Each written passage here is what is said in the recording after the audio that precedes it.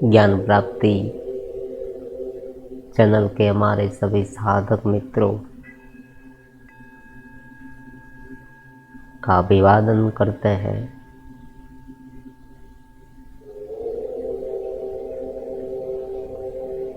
साधना मार्गदर्शिका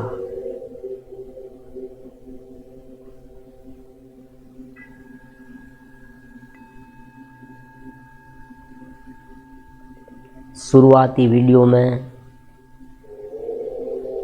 भाग 1, 2, 3 में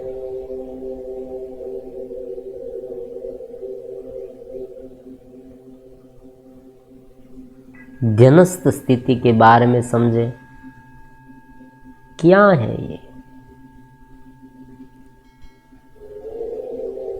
उनके बाद वाले चौथे भाग में शरीर को कैसे रखे साधना के दौरान, वो भगवद गीता के 6ठे अध्याय में जो परमात्मा ने कहा है उनके अनुसार वर्णित किया।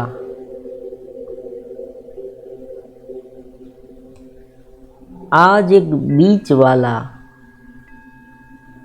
भाग सिद्धांत निरूपण इनका नाम है। आज की चर्चा हमारी सिद्धांत निरूपण पर होगी। ये मार्ग ऐसा है कि यहाँ पर बहुत उलझने हैं, शंकाएं भी इतनी हैं, क्योंकि सूक्ष्मतर लेवल पर जाना है। अगर कोई स्थूल वस्तु होती तो बहुत अच्छा होता, सरल होता, बहुत सहज होता कि भाई ये है, प्राप्त कर लो, बात खत्म। ऐसी बात तो यहाँ नहीं है। ये अत्यंत सरल भी है और कठिन भी है।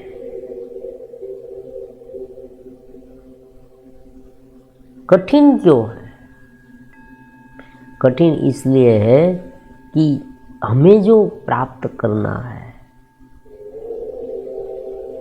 उनसे हम अलग स्थिति में हैं। देखो, यहाँ एक बहुत ही महत्वपूर्ण सूक्ष्म बात हम आज कहते हैं। जो हमें प्राप्त करना है वही अलग स्थिति में है, और जो समझाने वाला है ना वो भी उसी स्थिति में है।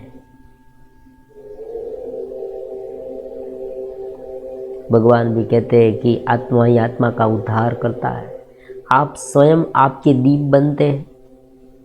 तो व्यक्ति, मान लीजिए एक व्यक्ति घोर अविद्या में है, तो वो व्यक्ति स्वयं अविद्या में है, उनकी चेतना अविद्या में है। तो उस अविद्या का पूरा माहौल, पूरा वातावरण बन गया है। अब उसे उनसे ऊपर उठना है। समझने वाला भी वो है, देखने वाला भी वो है। या में कौन गरकाव हो गया तो वो हो गया है।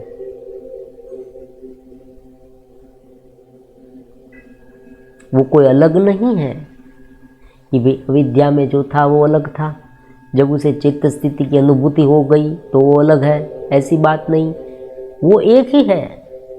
केवल अज्ञान हटने से उनका मूल रूप से अनुभव में आने लगता है। इतनी सी बात है।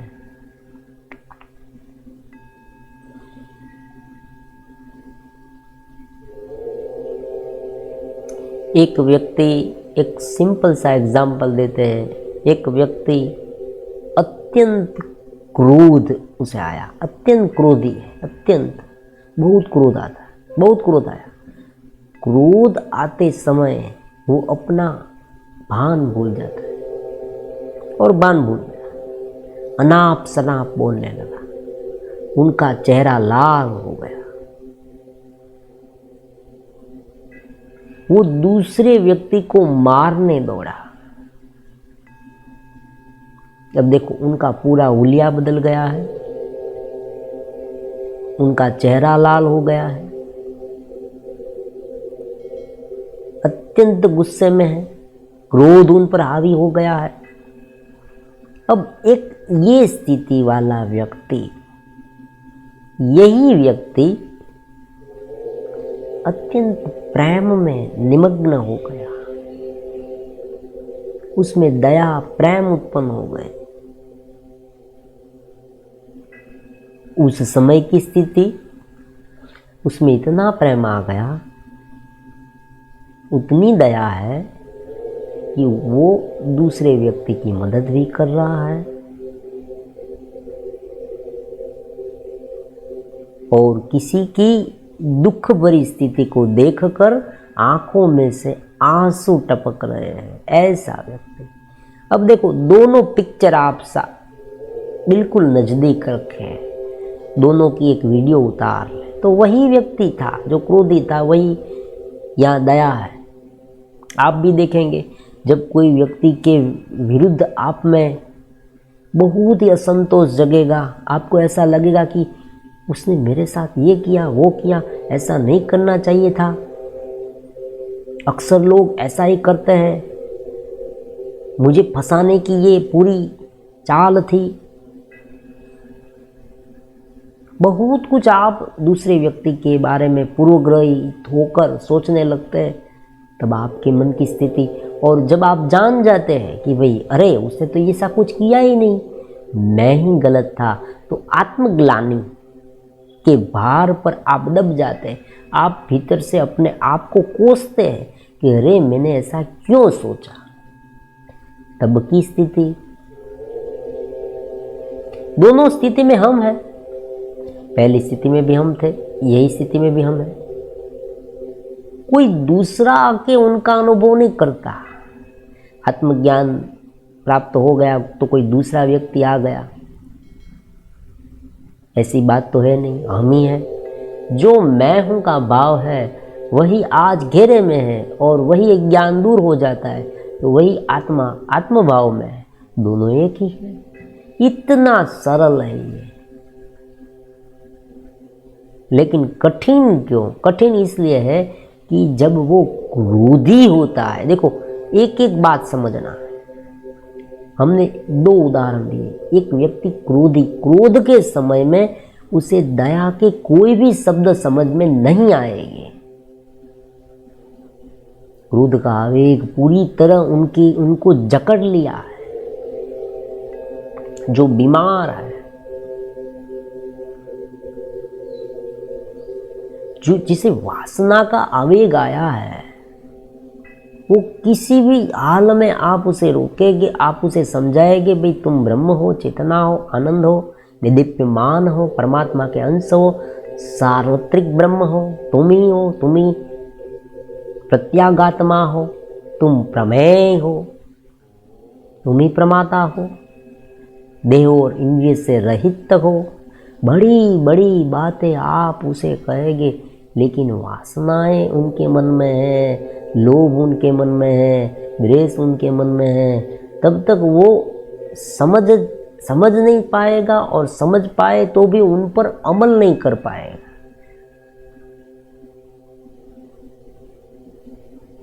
इसलिए कठिन है, और सहज इसलिए है कि हम ही हैं, हमें ही करना है, कोई अलग व्यक्ति नहीं आता, किसी की लाचारी करनी नहीं पड़ती। देखो यहाँ पर एक बात है, अगर आपको दूसरे व्यक्ति को समझा कर यहाँ लाना होता ना तो बहुत कठिन होता। उस व्यक्ति को समझाना पड़ता, उसे थोड़ा पैसा देना पड़ता, कोई प्रलोभन देना पड़ता कि भाई यहाँ आओ, अरे आत्मदेव यहाँ आओ, थोड़ी मुझे हेल्प कर दो। ऐसी बात तो है नहीं, हम ही हैं और हमें ही समझना है। द्वेष करते तो भी हम करते हैं, क्रोध करते तो भी हम करते हैं, ईर्ष्या करते तो भी हम करते हैं, वासना भी हमें ही होती है।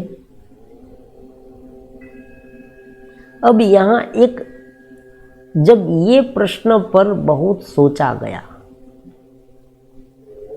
आत्मज्ञान, सेल्फ अनुभूति, सेल्फ रियलाइजेशन, कॉन्शियसनेस प्राप्त करने की जो पूरी विधि है, उन पर जब बहुत लंबे समय तक सोचा गया, तब एक बात निकल कर आई कि ये जो क्रोध है, लोभ है, मोह है, लालच है, ईर्ष्या है, वासना है, अत्यंत आसक्ति है, ये सारे जो भाव है ना, वो जब उत्पन्न होते हैं तब ये एक स्थिति बनती है और उसे मन कहा गया। देखो, शांत सरोवर, उनमें वेव्स उठी, उसी तरह से शांत आत्मा, चिदात्मा, परमात्मा का अंश हम, एकदम शांत, एकदम शांत, एकदम शांत। उसमें एक लहर, विचार जब आता है ना, सोच उत्पन्न होती है ना, वृत्ति उत्पन्न होती है ना, तब उसमें एक लहर उठी है और उस लहर के आधार पर धीरे धीरे धीरे वो मजबूत होती गई स्मृति के आधार से।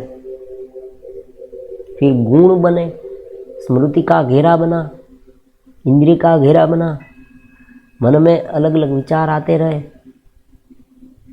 बुद्धि उनके आधार पर निर्णय करती रही। फिर वही घेरा बाहर निष्पन्न होने लगा चेतना के माध्यम से और हम बाहर का जगत देखने लगे। तो ये कुल मिला के शरीर मतलब बॉडी, फिजिकल बॉडी, हमारा माइंड, बुद्धि, माइंड और बुद्धि दोनों, जो मन है और बुद्धि, उसमें से जो निर्णय करता है वो बुद्धि है, हम उसे मन ही कहें। स्मृति वो भी अचेतन अवचेतन मन का भाग है। तो ये मिलाकर एक घेरा बन गया। तो तत्व चिंतकों ने सोचा कि हम इसे अलग करें, हालांकि अलग नहीं है। अगर उसे अलग करेंगे, अलग रूप से देखेंगे, तो धीरे धीरे ये होगा कि वो अपने आप शांत हो जाएगा। इतनी सी बात है। ये जो साक्षी भाव का निरूपण है, उपनिषद कहते हैं मन मैं नहीं हूं, शरीर मैं नहीं हूं, इंद्रिय मैं नहीं हूं, स्मृति मैं नहीं हूं, प्राणमय शरीर में नहीं, मनोमय शरीर में नहीं, विज्ञानमय शरीर में नहीं, अन्नमय शरीर में नहीं, भावनात्मक शरीर में नहीं। ये सब हमारे साधन है।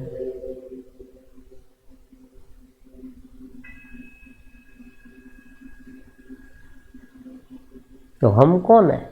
जो क्रोधी था, जिसे क्रोध आया, जो व्यक्ति को क्रोध आया, तो क्या वो व्यक्ति क्रोधी था? नहीं, क्रोध का आरोप हुआ है। फिर वही व्यक्ति दया, उसमें दया निष्पन्न हुई, करुणा उत्पन्न हुई, प्रेम उत्पन्न हुआ, तो वो व्यक्ति केवल दयावान था। तो दयावान था तो क्रोधी कौन था? आप कहेंगे दोनों एक ही व्यक्ति थे। तो दोनों में एक, और हम कह सकते हैं कि दया की वृत्ति है प्राधान्य, और जब वो क्रोध करता था तब क्रोध की वृत्ति। तो ये वृत्ति जो मन में उत्पन्न हुई चित्त में, वो उनसे अलग है, ऐसा हम मान सकते हैं। लेकिन यहाँ समझने वाली बात है, अलग है उनका मतलब ये नहीं कि कोई अलग अस्तित्व है। ये समझना इतना जरूरी है, वरना क्या होगा? विमुखी व्यक्तित्व। कभी कभी व्यक्ति ऐसा सोचने लगता है कि मेरे भीतर दो व्यक्ति, ये तो और भी तकलीफ करने वाली बात हो जाएगी। दो व्यक्ति एक अस्तित्व में कैसे रहेगी? एक व्यक्ति क्रोधी करता रहे और एक व्यक्ति शांति से बैठे, तुम क्रोध करते रहो, मैं बैठा रहूंगा, ऐसी बात नहीं होती।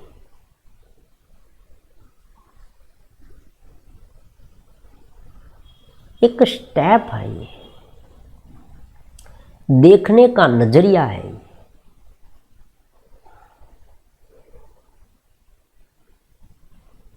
एक साधना पद्धति है।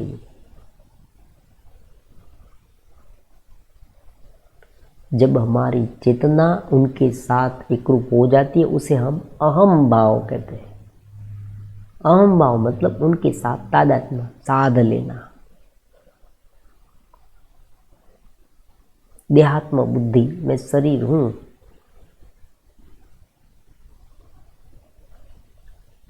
मैं मन ही हूं।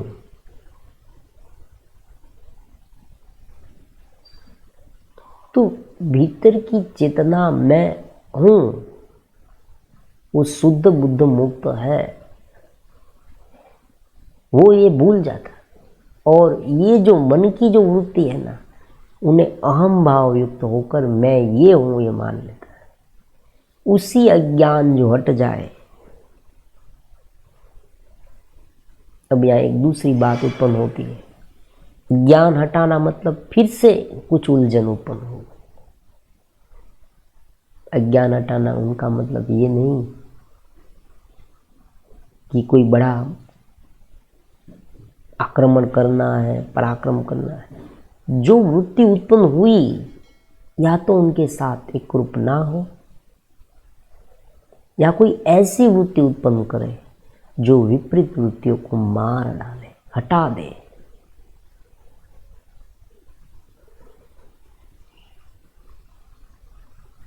जो योग शास्त्र है, भक्ति है, उसमें ये पद्धति का यूज होता है। आप ऐसी वृत्ति उत्पन्न करें ताकि जो वृत्ति, विपरीत वृत्ति है ना, वो दब जाए। शुरुआत में दबेगी, केवल दबेगी, लेकिन धीरे धीरे धीरे धीरे करके क्या होगा, जब लंबे समय से वो वृत्ति प्रधान नहीं होती, तब वो वृत्ति मूल से ही नष्ट हो जाती।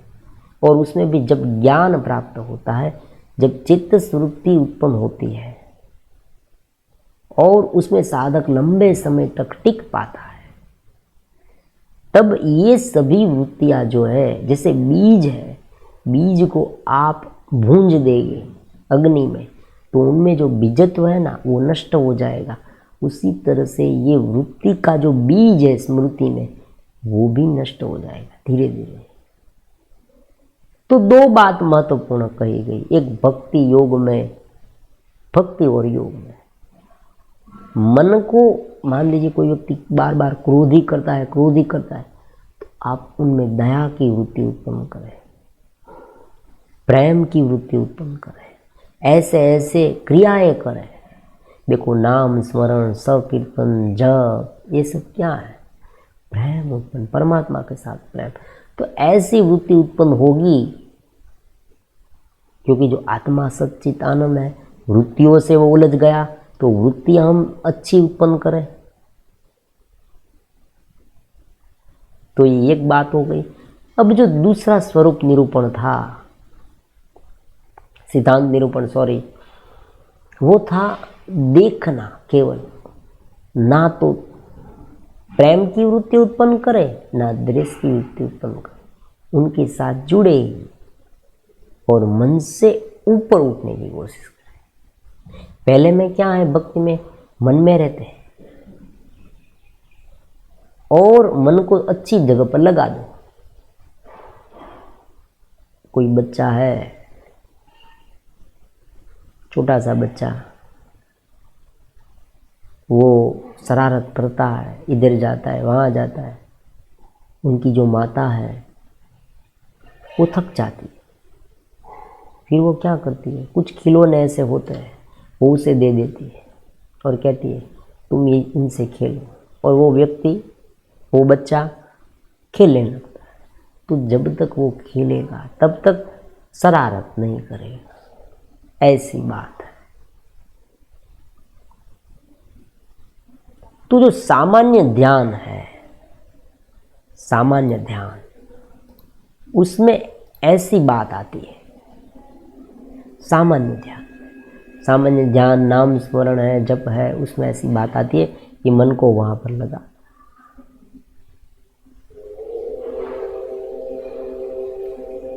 अब लंबे समय के बाद एक ऐसी बात सामने आई कि भाई इनसे क्या होता है कि व्यक्ति एक प्रकार से हैबिट्यूट हो जाता है, उन्हें मूल बात समझ नहीं आती। केवल उसे इतना ही समझ में आता है कि मुझे ये काम करना है। नाम स्मरण करो, जब करो, तब मन वहाँ जाए, फिर जैसे ही वो बंद कर दे, मन वहाँ जहाँ था वहाँ ही रह गया।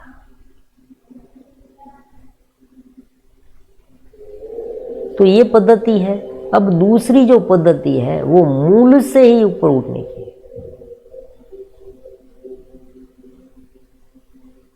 उसे तत्व ज्ञान, आत्मज्ञान कहते हैं।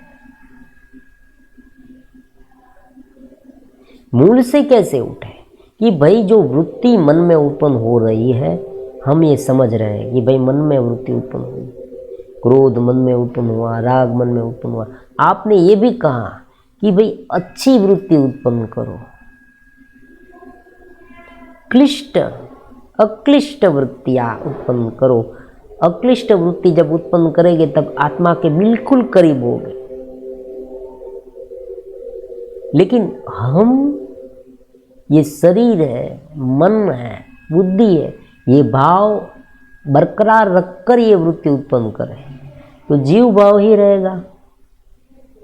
तब व्यक्ति ऐसा मानेगा कि मैं कर्ता भोक्ता हूँ, जीवात्मा हूँ और मैं ये पुण्य पाप का काम कर रहा हूँ। पुण्य का काम करूँगा तो मुझे स्वर्ग मिलेगा, पाप का काम करूँगा तो मुझे नरक मिलेगा। ये दुख, ये सुख मुझे बहुत, परमात्मा कुछ दे दो तो मेरा दुख हल हो। परमात्मा दे देते हैं संकल्प से कि भाई तुम ठीक, और वो वहाँ ही रममान रहता है, वहाँ ही रममान रहता है। अब दूसरी बात कंप्लीटली ऊपर उठने की है।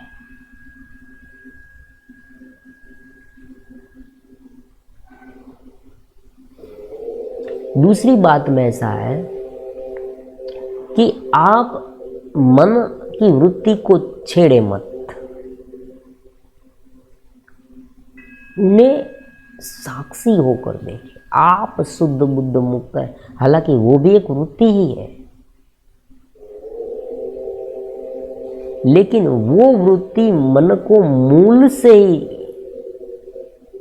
हटाने वाली है, समझने वाली। और धीरे धीरे जब ये वृत्ति बलवत्तर होगी और जब ये वृत्ति प्रबल होगी, तब धीरे धीरे वो अपने चेतस, देखो यहाँ एक सूक्ष्म बात फिर से बता देते हैं, रहस्यमय बात, ये कभी मत समझना। आत्मा की अपनी सत्ता है, क्योंकि आत्मा परमात्मा का अंश है। भले उनके गुण ना हो, लेकिन उनका स्वरूप तो है ना, सत्य चितानंद मैं हूँ। ये जो भाव उसमें है, चित्त जानने वाली शक्ति है और आनंद उनका स्वरूप है। वो स्वतंत्र चेतना है। जब वो इस घेरे में प्रकृति के साथ घिरी तो मन, बुद्धि, स्मृति और शरीर, इंद्रिय ऐसे अलग अलग घेरे में घिरी, लेकिन फिर भी वो है तो सत्य चित्त आनंद, शुद्ध बुद्ध मुक्त, अहम भाव से युक्त होकर अज्ञान वसात उनमें ये वृत्ति उत्पन्न हो गई। तो वहीं पर वार करो कि तुम शुद्ध बुद्ध मुक्त हो, ये पहले निश्चित कर लो, वे मैं शुद्ध बुद्ध मुक्त। अब उसे देखो कौन आता है। क्रोध आया, क्रोध आया, किसको क्रोध आया? मैं तो शुद्ध बुद्ध मुक्त हूं।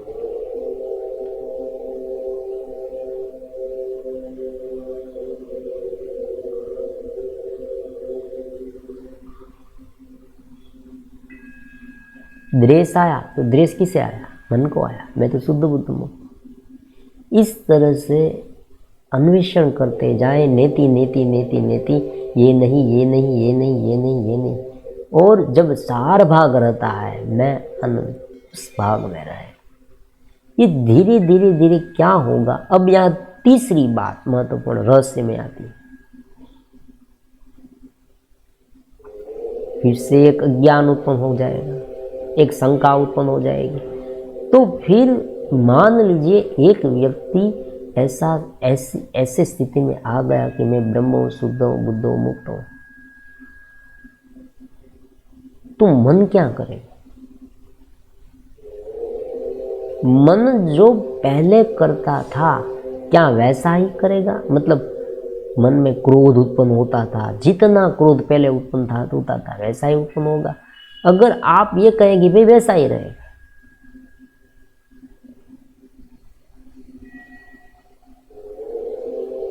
तो कुछ सुधार नहीं आएगा, सुधार आया ही नहीं। कैसे? मान लीजिए एक व्यक्ति जो है उसमें वासना अत्यंत उत्पन्न होती है, अत्यंत वासना, अब वो आत्मभाव में लीन होने लगे, फिर भी वासनाएं उत्पन्न इतनी ही हो रही जितनी पहले होती थी। ऐसे नहीं होता, धीरे धीरे उसमें कम होगा और जरूरत जहां होगी उतना ही होगा। ये महत्वपूर्ण बात है, वरना तो क्या होगा, यहाँ बहुत अफड़ा तफड़ी का माहौल हो जाएगा। एक आत्मज्ञानी है, उसने एक व्यक्ति का खून कर दिया और आप कहेंगे वो तो आत्मज्ञानी है, और उसने अपने स्वार्थ के लिए ये सब किया। अब देखो यहाँ आत्मज्ञानी है, उसे स्वार्थ कैसा, ये भी है। तो अनुभूति जैसे जैसे होती जाएगी गहरी, धीरे धीरे वो जो घेरा है वो अपने आप शांत होता जाएगा। फिर हम उनके साधन की तरह उपयोग करेंगे, हट नहीं जाएगा, नाश नहीं हो जाएगा। क्यों नहीं होगा वो भी मैं समझाता हूँ। जब तक देहात्म बुद्धि है, जब तक शरीर में हम रहते हैं, तब तक शरीर जब तक है तब तक सांस लेना, खाना खाना, नींद में जाना,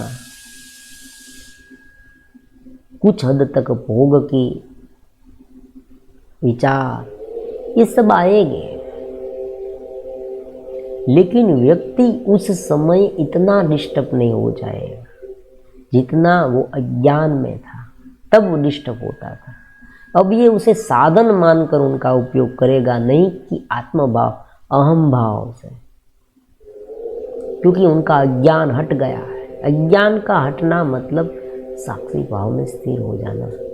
अज्ञान का हटना, देखो शब्द कभी कभी क्या होता है, व्यक्ति पोपट की तरह बोल जाते हैं, अज्ञान हटना, अज्ञान हटना। अज्ञान क्या है? अज्ञान यहाँ है क्या? अज्ञान कोई ऐसी वस्तु थोड़ी है, कोई वस्तु देखी तो नहीं जाती। अज्ञान हट गया, अज्ञान हट गया। अज्ञान हटना मतलब विपरीत जो हम सोचते थे, हम ये सोचते थे कि शरीर में हूँ, मन में हूँ, बुद्धि में हूँ और उनमें रममान रहते थे, उनसे ऊपर हम ये समझ गए कि ये सब साधन है प्रकृति के।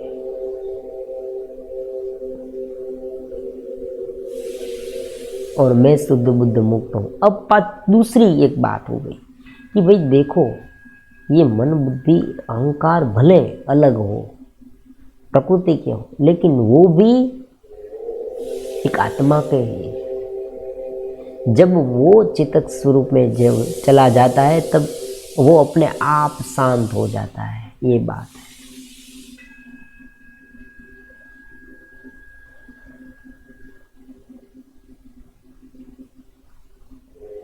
अपने आप शांत हो जाता है, धीरे धीरे शांत। अगर शांत ना हो और जो जरूरी है वो कर्म अगर करता रहे तो भी उन्हें कोई तकलीफ नहीं होती। योगी कहीं पर जा सकता है, योगी कहीं पर मतलब योगी कोई कार्य करता है, योगी कोई आनंदित रहता है। वो चित्त स्थिति में होना बहुत जरूरी है। इसलिए चित्त स्थिति प्राप्त करने के लिए ही हम इस साधना मार्गदर्शिका में अलग अलग प्रकार के भाग पाठ दिखाते हैं। क्या क्या करना है? बैठने की क्रिया, एक सरल क्रिया, बैठे तो सही, शांति से एक आसन स्थिर करें। सबसे पहले देखो, चलते फिरते भी ध्यान हो सकता है चित्त स्थिति के लिए, लेकिन शुरुआती समय में बैठना होगा। लंबे समय तक अगर आप बैठ पाएंगे ना तो देहात्म बुद्धि उतनी कम होगी। छुट्टी का दिन है, मान लीजिए, जो व्यक्ति काम पर जाता है उनके लिए भी साधना है। हमने केवल ये साधना इस ऐसे व्यक्ति के लिए नहीं रखी है कि जो संपूर्ण त्याग करके बैठा है, सभी लोगों के लिए, ग्रस्त है, जो घर में रहते हैं, सभी लोगों के ये साधना है सहज रूप से। क्योंकि जिसमें आत्मा है उसे आत्मज्ञान प्राप्त करना चाहिए, ऐसी बात है। तो एक स्थान पर बैठे, अगर आप 1 घंटे तक बैठ सके, मान लीजिए छुट्टी का टाइम है या आप सुबह बहुत जल्दी उठे, आपके पास टाइम ही टाइम है, रात पर भी आपके पास टाइम है, कोई डिस्टर्ब करने वाला नहीं, तब आप अपने स्वरूप से मिलने की कोशिश करें, आप अपने भीतर जाने की कोशिश करें, ट्राई करें इस घेरा। क्योंकि दिन भर आप देखते हैं इधर उधर की सोच उत्पन्न होती है, नाश होती है, ये चलता ही रहता है और हम उसमें फंसते रहते हैं। तो एक बार ऊपर उठकर तो देखें कि कहाँ तक हम जाते हैं, शांत होकर देखें।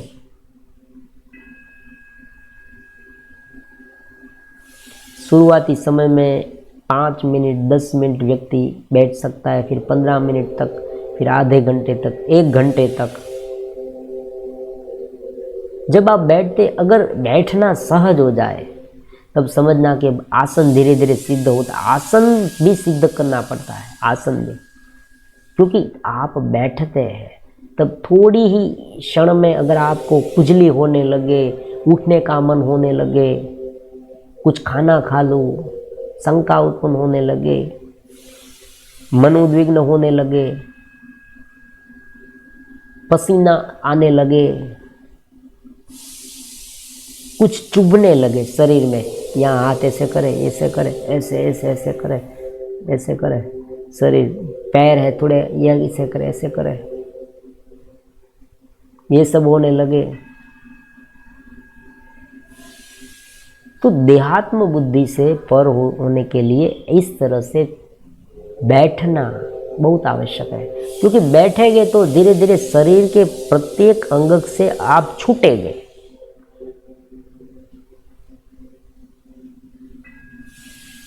तो आज के लिए इतना रखते हैं।